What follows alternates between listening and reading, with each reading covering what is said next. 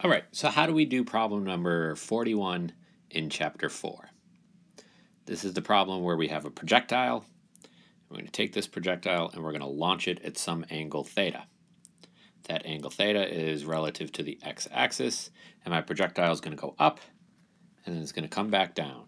And all we're told is that the total height of this, change in y, is some height, and that the range is actually equal to 2 times that change in y. So my change in x, the range, is twice the maximum height. Now how do I actually start doing this problem?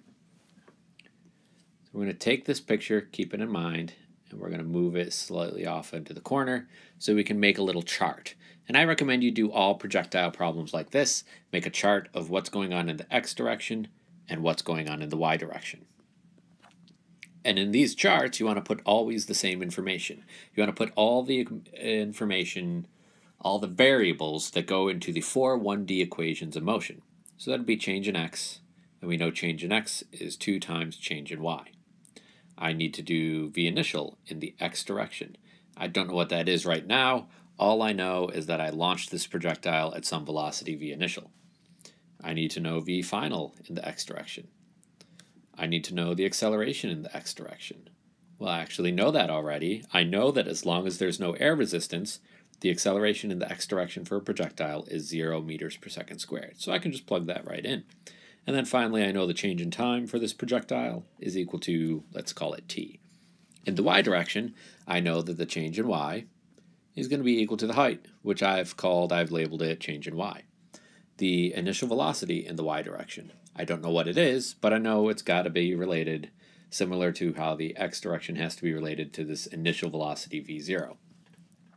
V final in the y direction. Now this is kind of a special case because the y direction is describing up to the peak of this projectile's path. So my projectile goes up, reaches this maximum height. At this maximum height, the entire velocity is going in the x direction. So I don't have anything going on in the y direction. So my final velocity for the peak, and only for the peak, is going to be equal to 0 meters per second.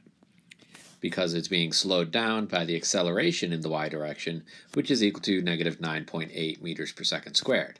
We know that because that's the acceleration due to gravity on the Earth's surface.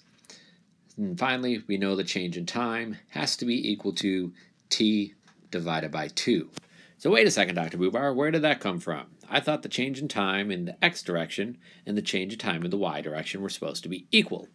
It depends on your particular situation. And again, we need to remember we're working towards the peak.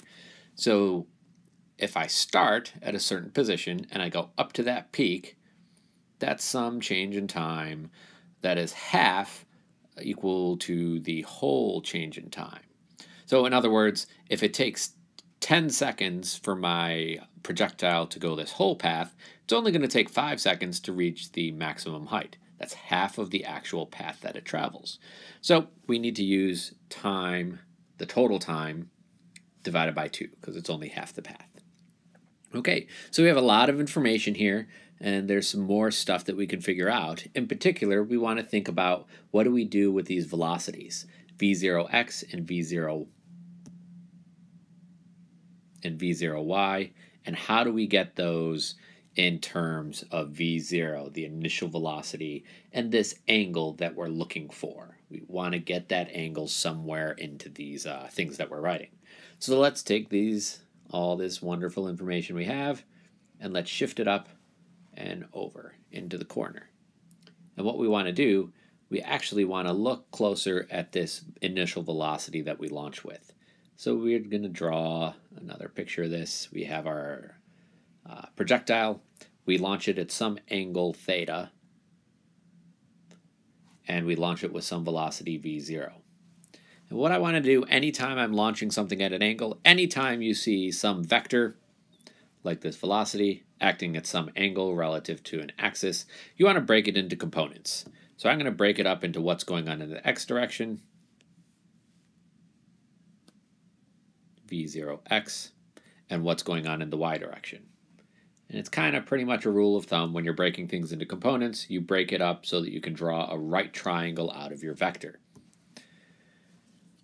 So what can I do? How can I get v0x and v0y in terms of v0 and theta?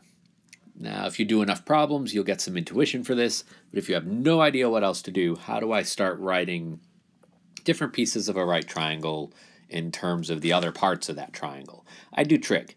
So I can look at, say, sine of theta. So I look at my angle, theta, and sine is the opposite side over the hypotenuse. So I have my angle, the opposite side is v0y, hypotenuse is v0. So that means my sine of theta has to be v0y divided by v0. And to get v0y by itself, to plug back into my wonderful little chart over here, I need to multiply both sides by v0.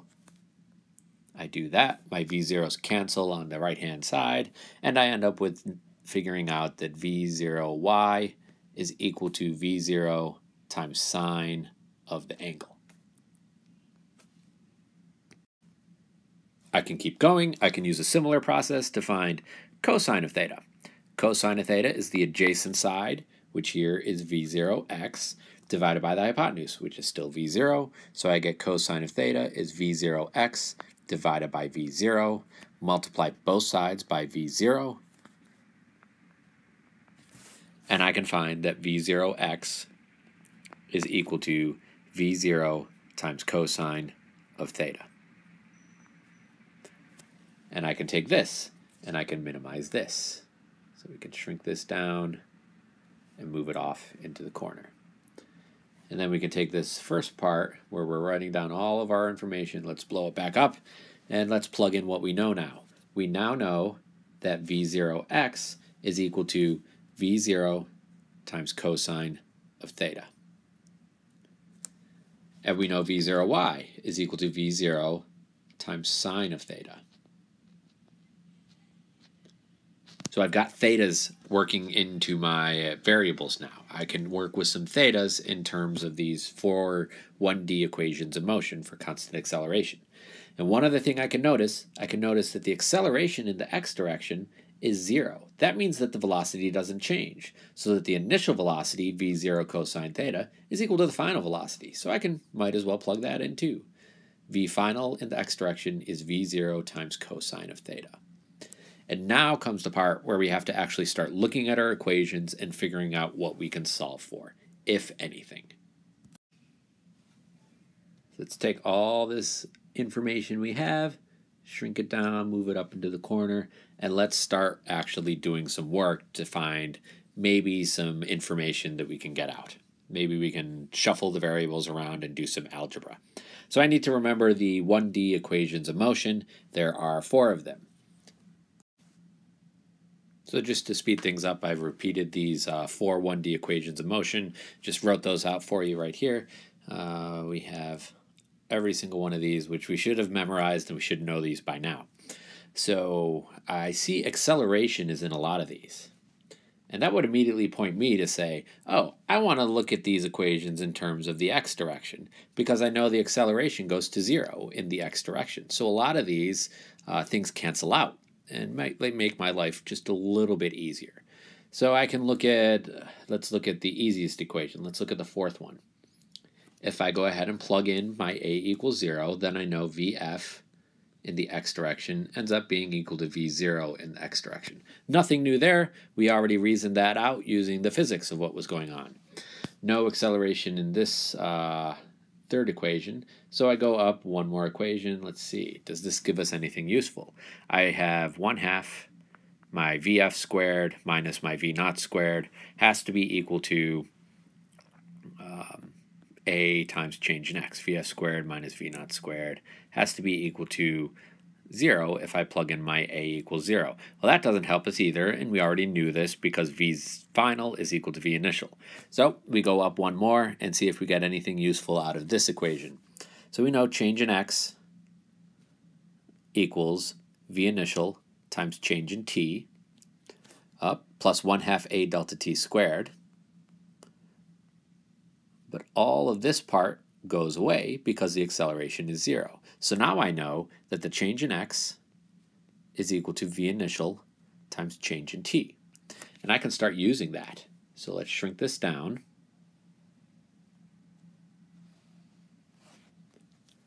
And let's start using this information right here. Let's use change in x equals v initial times change in t. So how do we use this? Well, we know that the change in x is equal to 2 times the change in y. So I'm starting to get rid of some variables and get things in terms of all the y direction. So maybe I can start shuffling stuff and start solving some things, start canceling some variables out. I know v initial in the x direction has to be equal to v initial times the cosine of the angle times the change in t. And something that's very, very valuable is we know that the change in time is fairly common between the two. We know at least how they're related. We know that the total change in time in the x direction is 1/2, is double the change in time for the y direction. So I can solve all of this for delta t. I could find that delta t is equal to 2 times the change in y divided by v0 times cosine of theta. And then I can start using this delta t in my y equation, except I need to make one adjustment. We need to remember the x direction is double the change in time. The y direction height is change in t over 2. So to get the y direction variable worked out, to get rid of some stuff in the y direction to make our lives easier, we need to know change in t in the y direction is equal to change in t in the x direction divided by 2. So I can take this change in time that I had in the x direction that I just figured out, 2 times change in y divided by v naught times cosine of theta, and I divide that by 2 because it's only going to the peak height, get rid of my 2's, and I've now found my change in t in the y direction is equal to change in y over v naught times cosine of theta. And now I can start exploring how that helps me by using these 4 1D equations of motion for the y direction. So I've just shuffled the screen up a little bit, and now we can plug in. And now we can actually plug in for our change in time. We can plug in what we found in the y direction, which was change in y divided by v0 times cosine of theta. And now, why am I doing this and what is the real goal here? We're trying to get everything reduced out so that I only end up with theta being unknown, with cosine theta perhaps being unknown. So I can try to get rid of the variables y and the variable v0. And we're going to see that this will probably magically all work out for us in the end if we keep on shuffling around with doing some algebra. So here are all my 4 1D equations of motion for the y direction, and I need to start playing with these. And I'm going to start with this last one, because I know that the final velocity in the y direction for reaching this peak is equal to 0. So that gives me 0 is equal to v initial in the y direction plus a times change in t. And I can actually plug some stuff in for this. I know what v0y is, I know what a is, and I know what change in t is, all in terms of other variables. So I'm going to take all of these things that are in my chart, and I'm going to plug them in to these variables. So when I plug those in, v initial in the y direction is equal to v initial times sine of theta.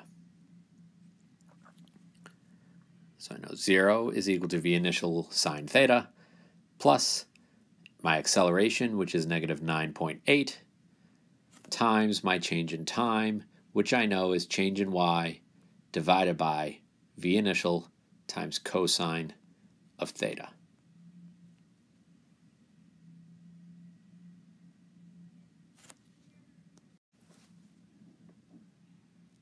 So what do I do with this? I can solve this equation out. I can move my negative values over to the other side to get rid of negatives. So I add that to the other side, and I get 9.8 times change in y divided by v0 times cosine of theta is equal to v0 times sine of theta.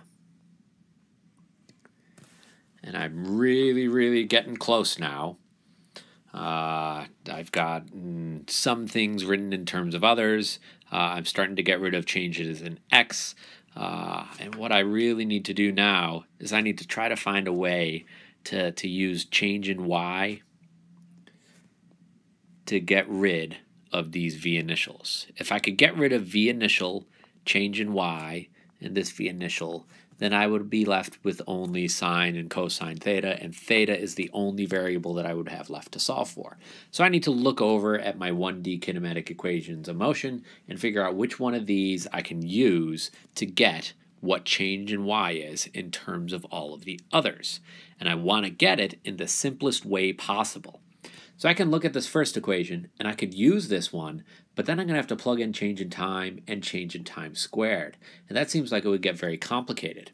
If I look at the second one, I have 1/2 v final y squared minus v initial squared equals a times change in y. So I have a change in y in there. I do have these squares, but my v final in the y direction is equal to 0. So that means that all goes away, and I only have to square the v initial in the y direction. So I think this is going to be the equation we're going to want to use. We're going to want to use this second equation.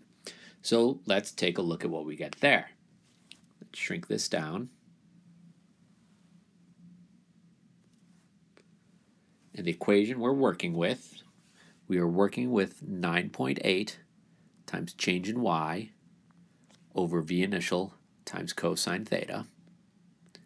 We're trying to figure out something that we can plug in for this change in y to get it to go away, to get rid of v zeros and change in y's. So again, this came from way over here that we did just a minute ago. So I'm going to use this second equation. If I plug in for 0 for my final velocity in the y direction, I get 1/2 times negative v initial y squared is equal to ay times change in y. And I can plug in the things that I know. I know what v initial in the y direction is. So I get 1/2 of negative v initial in the y direction, plugging in from our wonderful little table that we've been keeping track of, is equal to v initial squared times sine squared of theta. And it's going to be equal to negative 9.8 my acceleration in the y direction times change in y. So I can solve this for change in y to get change in y by itself by dividing both sides by negative 9.8. That gets rid of my negatives, and I end up with finding that change in y is equal to v naught squared times sine squared of theta, all divided by 9.8 times 2, which is equal to 19.6. So now I can shrink this down. And I can take the change in y that I just found, and I can plug it in right here. So let's go ahead and do that. Let's do 9.8 times change in y, which is v initial squared times sine squared of theta divided by 19.6. And this 9.8 that I came from, this equation that I'm working with, still has to be divided by v initial cosine theta. So I have all this over v initial times cosine of theta. And that has to be equal to v initial times sine of theta. I have a 9.8 and a 19.6, and those will cancel each other out to give me a 2 on the bottom. I have a v0 in the bottom here. I can multiply that over to the other side. So I'm going to get v0 squared times sine squared of theta, all divided by 2 times cosine of theta, is equal to v0 squared times sine of theta.